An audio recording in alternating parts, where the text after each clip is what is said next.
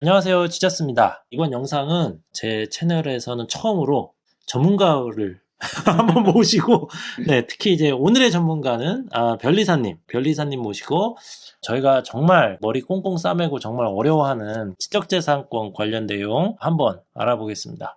일단 소개 한번 부탁드리겠습니다. 네. 안녕하세요. 아티움 특허법률사무소의 대표 변리사 김성준이라고 합니다.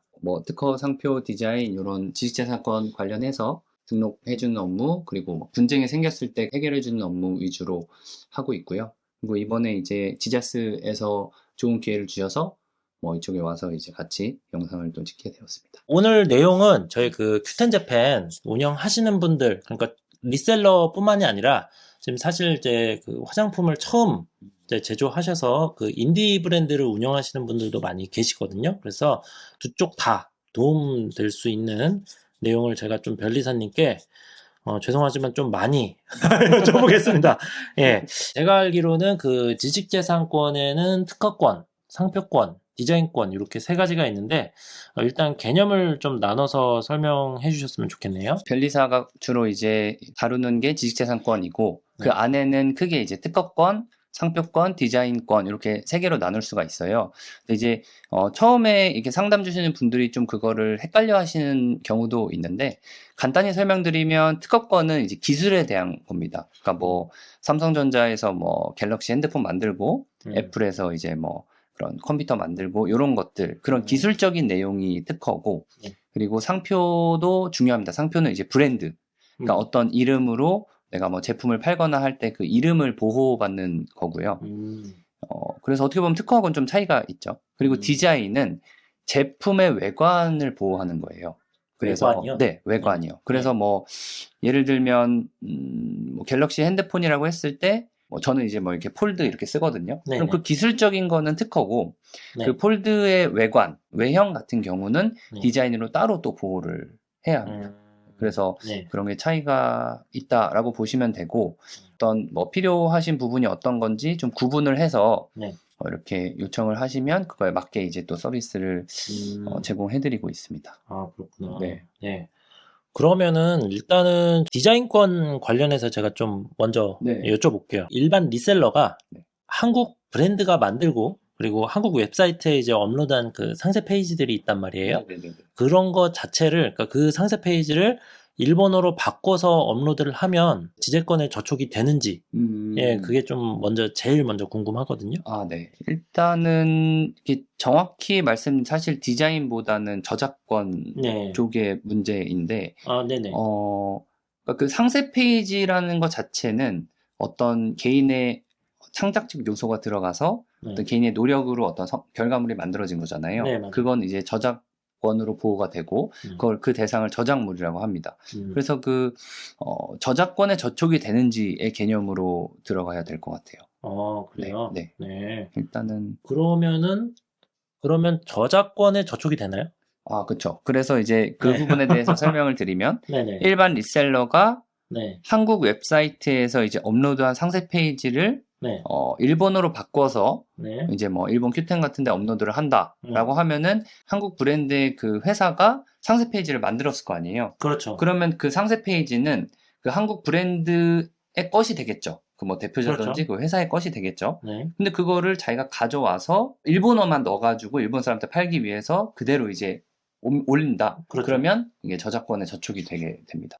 여기서 하나 더 말씀드리면 이제 보통 다른 법들과는 다르게 저작권법은 그 베른 협정이라고 해가지고 한 180국 나라가 서로 이제 저작권에 대해서는 상호간에 영향을 미칠 수 있게 하는 그런 법이 발효가 됐어요. 그래서 한국에서 원 저작권자가 있더라도 그것을 일본에 올린다고 해서 저작권 침해가 아닌 게 아니고 저작권은 영향이 간다 이렇게 보시면 됩니다. 그래요? 그러면은 리셀러들도 저도 이제 큐텐재팬 여러 몰 이제 돌아다니면서 보다 보면 꼭 리셀러가 아니더라도 큐텐재팬 셀러 중에서도 큐텐재팬 내에 다른 샵의 상세 페이지를 가지고 와서 다시 이제 가공해서 업로드하면 그것도 지재권에 저촉이 될까요? 그쵸. 그것도 이 상세 페이지는 보통 저작권의 문제가 많은데, 물론 뭐 상표도 될 수 있지만, 네. 저작권이라고 했을 때 그것도 이제 저촉이 될 수가 있고, 말씀하신 대로 재가공이라고 하셨는데, 그렇죠. 이 재가공이 사실 완전히 새롭게 바꾼 거면 그거는 새롭게 만든 거니까 괜찮을 수 있지만, 그렇죠. 기존 상세 페이지를 뭐 색깔만 바꾼다든지 조금 뭐 디자인만 살짝 바꾼다든지 이 정도로 하면 원래의 저작물을 좀 변형한 정도에 불과하거든요. 네. 그러면 여전히 이제 그 원 저작권의 침해가 되고, 저작권법에서는 2차적 저작물이라고 해서 네. 어느 정도 가공하거나 변형한 저작물도 원 저작권의 침해라고 이제 얘기를 해요. 그래서 뭐 결론적으로는 어떤 그 상세 페이지를 저작물이라고 한다면 네. 그 저작물을 조금 바꾸거나 변형하거나 해서 네. 다시 올리면 그것도 여전히 저작권 침해에 해당한다. 결론인 것 같습니다. 그렇구나. 네. 네. 인터넷 상에 있는 썸네일을 보통 이제 리셀러 분들이 그대로 가져다가 쓰시는 경우가 많거든요. 네. 그리고 이제 보통 그런 사진들 보면 제품이 중간에 하나 딱 있고 겉에 이제 흰 네. 배경인 게 있어요. 네네네. 그래서 그런 사진은 그대로 사용해도 될까요? 그것도 사실 제가 이렇게 뭐 영상에서 사용해도 된다 안 된다 이렇게 말하는 게 좀 조심스럽긴 하고요. 첫 번째로는 네. 왜냐면 제가 상황을 다 모르기 때문에 네네. 일단 저도 이제 그런 작업을 하는데 보통 눕기를 딴다고 하잖아요. 그렇죠, 배경을 그렇죠. 다 없애고 네. 그 제품만 이제 사진을 하는데 네. 뭐 일반적인 어떤 인터넷에 많이 돌아다니는 사진의 경우에는 크게 문제가 없을 수도 있는데, 사실 사진을 찍는다는 게 뭐 창작적인 요소가 항상 없다라고 볼 수는 또 없거든요. 예를 들어서 이 컵을 찍는다고 해도 네. 그냥 이렇게 뭐 제가 핸드폰 카메라 찍으면 별 의미가 없을 수 있겠지만 뭔가 특정한 조명과 구도 이런 걸 해서 뭐 컵이 훨씬 더 이쁘게 나온다든지 그런 사진들은 사실 저작권적으로 의미가 있을 수 있거든요. 저작물로서 인정될 수도 있거든요. 네. 그럼 이거를 눕기를 지우고 누가 열심히 막 돈 들여서 뭐 스튜디오에서 잘 찍은 사진을 배경만 지우고 맘대로 쓴다. 그건 또 저작권 침해가 될 수 있습니다. 그래서 사실 이 부분은 눕기 지우고 그냥 사진만 업로드 한다고 해서 뭐 무조건 자유롭게 사용할 수 있느냐 이렇게 얘기하기는 좀 어려운 것 같아요. 그러면은 제일 좋은 거는 어쨌든 네. 결국은 상품을 어떻게든 구해서 직접 찍어서 게재하는 게 제일 베스트겠네요. 그렇죠. 그러니까 사장님들이 제품을 샀어요. 따로 사서 본인이 카메라든 뭐든 찍었어요. 그럼 이 제품은 뭐 내가 웹에서 갖고 온 거지만 이 사진 자체는 본인이 찍은 거기 때문에 본인의 저작물이거든요. 그럼 그거는 이제 문제가 없는 거죠. 제품이 똑같더라도 본인이 찍어서 본인이 올리는 건 저작물의 저촉이 안 됩니다. 그게 제일 안전한 방법이다. 요렇게는 말씀드릴 수 있습니다. 네. 그러면은 또 디자인권은 아니지만 조금 잠깐 그 상표권에 대해서 조금 여쭤보면 그러면 그런 식으로 이제 사진을 찍게 되면 예를 들어서 화장품이면 그 화장품 브랜드가 노출이 되잖아요. 그쵸. 예, 사진 내에. 물론 사진은 내가 찍었다고 하지만 그럼 그럴 경우에는 상표권의 저촉이 될까요? 요거는 또 좀 다른 문제이긴 한데 이게 상표권이라는 게 저작권하고는 좀 다르게 봐야 됩니다. 왜냐하면 저작권은 남이 만든 저작물을 갖고 와서 이제 사용을 하면 바로 저작물 침해인데 상표권은 내가 이게 뭐 브랜드 화장품이라고 할게요. 여기에 뭐 이렇게 브랜드 이제 제품명이 들어가 있으면 이거를 찍어서 온라인에 광고를 하거나 아니면 판매를 하거나 그러겠죠. 그랬을 때 이 정품, 이 진품을 내가 판매한다고 하면 사실 상표권 침해는 아닙니다. 정품을 그냥 원래 이 표기가 돼 있는 이 제품을 내가 다시 판매하는 거기 때문에 그거는 상표권의 침해가 아니고 상표권에 저촉된다고 하려면 짝퉁을 짝퉁 제품 가품을 가품이라고 할게요. 짭이라고 하셔도 됩니다. 짭을 가품이라고 하겠습니다. 가품인데 진짜 브랜드 제품의 이름을 새겨서 여기다 표기해서 판매한다. 그때 이제 상표권 침해가 요즘에 이제 뭐 마녀공장? 마녀공장이라고 해볼게요. 그럼 마녀공장 제품을 대표님이 가지고 왔어요. 납품 받아서. 그럼 그걸 사진을 찍고 판매를 해요. 상표권 침해 아닙니다. 왜냐면 마녀공장의 정품을 표기돼 있는 걸 그대로 파는 거기 때문에. 근데 만약에 대표님이 그거를 뭐 이렇게 한 통에 있는 걸 10통으로 나눴어요. 소분해서? 소분을 하는 거거든요. 소분을 해서 거기에 막 마녀라고 했어요. 이건 침해일까요? 아닐까요? 상표권. 갑자기 질문하시니까 애매하죠. 상표권 네. 침해일 것 같은데요, 그거는? 맞습니다. 맞아요? 네, 네. 왜냐하면 네. 소분을 하면 네. 소분을 이게 따죠. 네. 따고 이제 소분을 하는 과정에서 네. 제품이 뭐 공기도 노출되고 하니까 품질이 달라질 수 있잖아요. 아, 그쵸? 네네네. 그렇게 되면 정품하고 차이가 있을 수 있다. 품질의 동일성이 인정되지 않는다. 그래서 엄밀하게는 가품하고 좀 다를 수 있지만 그런 그렇죠. 경우에는 상표권 침해로 취급하기도 한다. 그게 이제 판례 태도고. 아, 네네네. 근데 소분 안 하고 그대로 파신다. 네. 그러면 사실 다른 건 모르겠지만 상표권 침해는 아니다. 이렇게 이제 말씀드릴 수 있습니다. 네. 좀 어렵나요? 네. 아니요. 설명해 주셔서 쉬운데 네네. 갑자기 질문을 훅 들어오셔서 죄송합니다. 촬영 전에 이런 얘기 없으셨는데 네. 네, 그럼 좀 더 하드하게 가보겠습니다. 네. 와우, 지저스. 그러면은 상표권 얘기를 한번 해보죠. 네. 한국에 상표권이 있는 브랜드가 있고 네. 만약에 그 브랜드가 일본에는 상표권이 없어요. 네. 이런 경우에는 이 브랜드를 업로드했을 때 상표권에 대한 문제가 생기나요? 결론적으로는 생길 수도 있다. 이렇게 생길 수도 있다. 네. 네, 네. 왜냐하면 네. 일본에서 판매를 하는 경우는 일본 국가 내잖아요. 그럼 그렇죠, 일본의 그렇죠. 상표권이 이제 효력을 미치게 되고 네. 한국 상표는 영향을 못 미칩니다. 일본에서 네, 하는 거니까. 네. 일본 사람들이. 상표권이요? 네, 네네네. 그렇죠. 한국 상표랑 일본 상표는 독립적으로 관리가 되거든요. 한국 상표는 한국 쪽, 한국 특허청에서 관리되고, 네. 일본 상표는 이제 뭐 일본 특허청에서 특허청에서. 뭐 심사하고 등록받고 이런 게 절차가 네네. 있으니까요. 네. 그래서 한국 브랜드가 일본의 제품을 이제 뭐 수출 이제 확장을 해가지고 네. 일본에서 판매하면서 일본 상표권이 없으면 일본에 있는 다른 사람이 네. 혹은 뭐 다른 경쟁자가 일본 상표권을 먼저 확보를 할 수도 있습니다.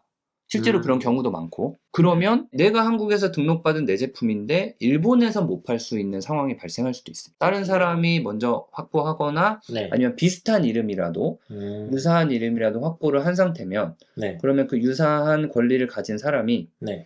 너 이거 내 거랑 제품 이름 비슷하잖아. 네. 쓰지 마. 이렇게 하면 뭐 못 쓸 수도 있는 거죠.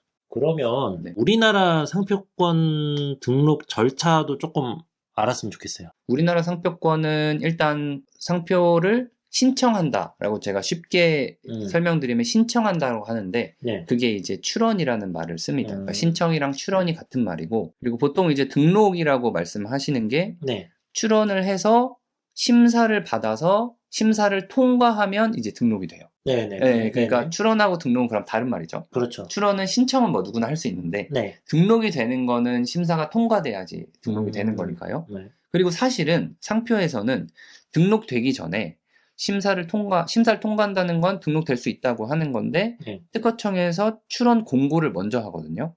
출원 공고? 네, 출원 공고라는 게 정확한 단어인데 네. 출원 공고는 심사 통과했어 하고 다른 사람들한테 알리는 거라고 보시면 돼요. 공고한다. 아, 네네네. 공고해서 심사 통과됐어 라고 많은 사람들한테 알리는 거죠. 네. 그러면 특허청에서는 그 날부터 2개월의 시간을 줍니다. 2개월 동안 누구든지 네. 그 상표에 대해서 딴지를 걸 수 있어요.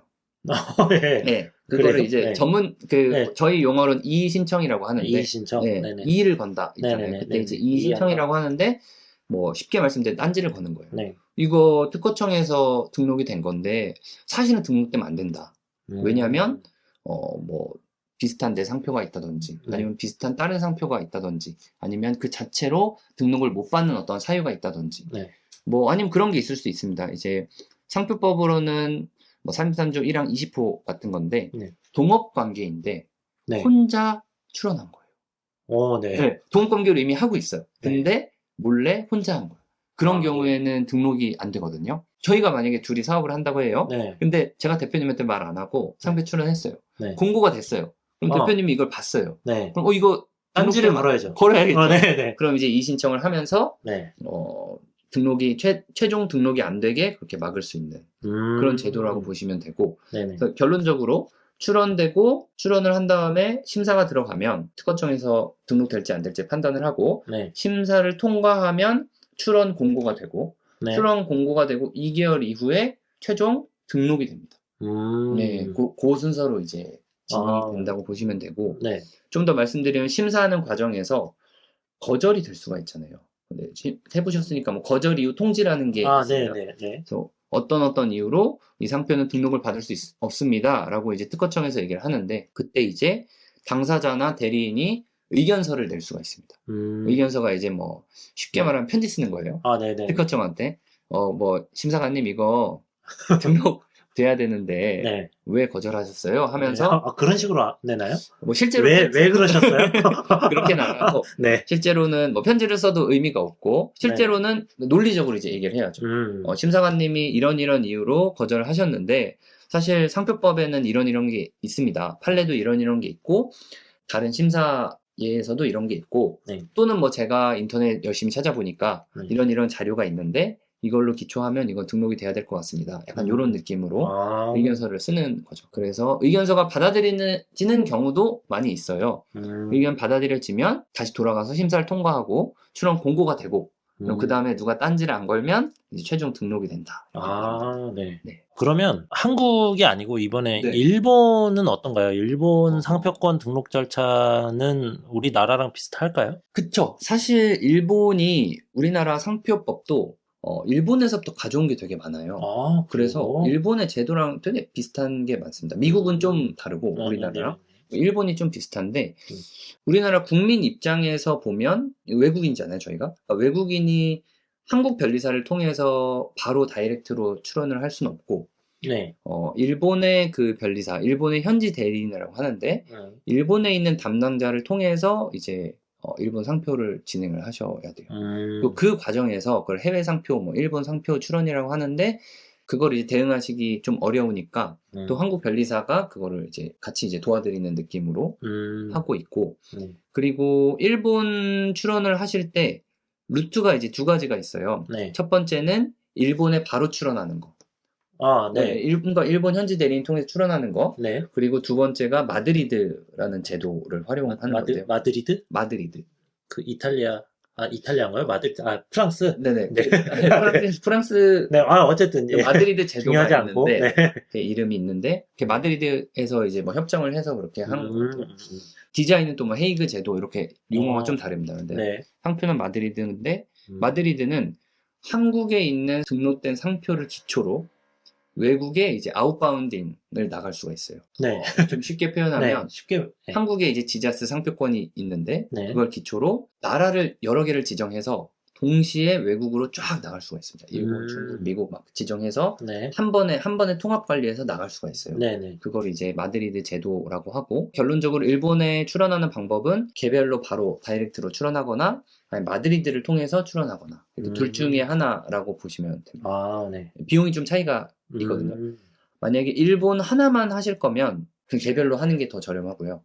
한 3개 국가 이상 하실 거면 마드리드로 하는 게 오히려 개별 3개로 하는 것보다 더 가격이 좋을 수가 있어요. 그러니까 지금 말씀하신 마드리드로 한다는 게 한국에서 먼저 상표권을 내고 그 상표권을 낸 내용을 토대로 그러니까 다른 나라에도 신청을 하는 거죠? 그렇죠. 그렇게 보시면 돼요. 물론 각 나라에서 심사는 또 당연히 받아야 되고 신청만 이제 편하게 한다고. 그리고 한국이랑 일본에 상표권 등록을 할 때 보통 얼마나 소요되나요? 시간이요? 네, 시간이요. 한국 같은 경우는 상표 출원을 하실 때 이제 뭐 인터넷에서도 많이 있는데 일반 출원이 있고 우선 심사라고 하는 제도가 있습니다. 그걸 이제 제가 고객분들한테 이제 말씀드릴 때는 빠른 출원이라고 어떤 데서 뭐 총알 출원이라고도 하다 똑같은 거예요. 똑같은 건데 공식 용어로 일반 출원이 있고 우선 심사 출원이 있다. 일반 심사가 있고 우선 심사가 있다. 이렇게 보시면 되는데 일반 심사는 이제 심사 결과를 보기까지 빠르면 1년. 근데 요즘은 1년보다 더 걸리는 것 같고 한 1년 6개월 더 길면 이제 2년. 그 안에는 이제 나오고 우선 심사 진짜 빠르면 1개월. 좀 오래 걸려도 한 3개월.